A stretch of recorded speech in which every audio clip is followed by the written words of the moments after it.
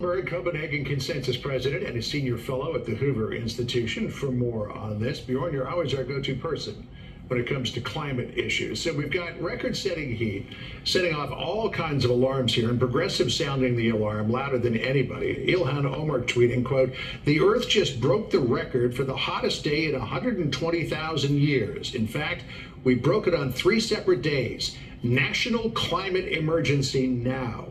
Is it, Bjorn, a climate emergency?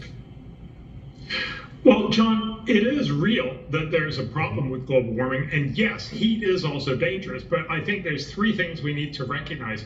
First of all, how do you actually help people avoid heat? You do so by making sure that they have air conditioning and that they can afford the energy to run their air conditioning.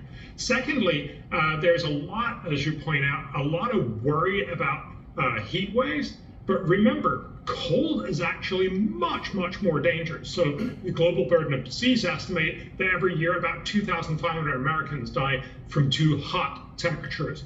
But they estimate that 123,000 people die from too low temperatures. Why are we only hearing about the heat waves and not about a lot of the danger from cold?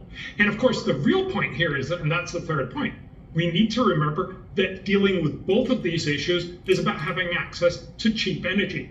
Cheap energy to make sure that you can run your air conditioner, and cheap energy to make sure you can stay warm in the winter. And unfortunately, much of the climate policy has the exact opposite effect. So there is some truth to what they're saying, but we really need that context. And of course, that makes it a lot less dangerous and a lot less scary. You know, I don't know if you can see it, Bjorn, but in the panel next to you, we're seeing a lot of protesters with signs that say end fossil fuels, stop funding fossil fuels. The Biden administration and the president is pushing the green agenda as hard as possible at the same time as China is burning record amounts of coal. And a lot of people are wondering if this president is going to push green energy down our throats. Is it not incumbent upon him to get other people to come to the table, people like China?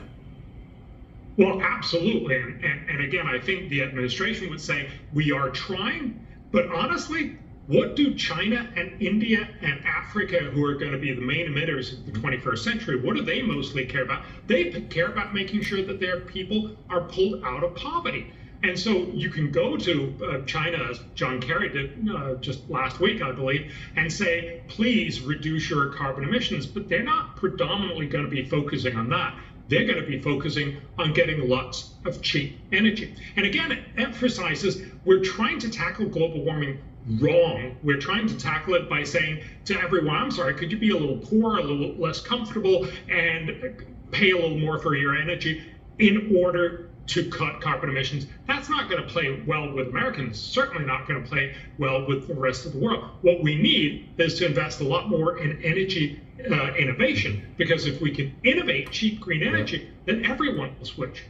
All right, Bjorn, it's a complex issue. We're glad to have you on hand to help us get through it all. We'll be right back.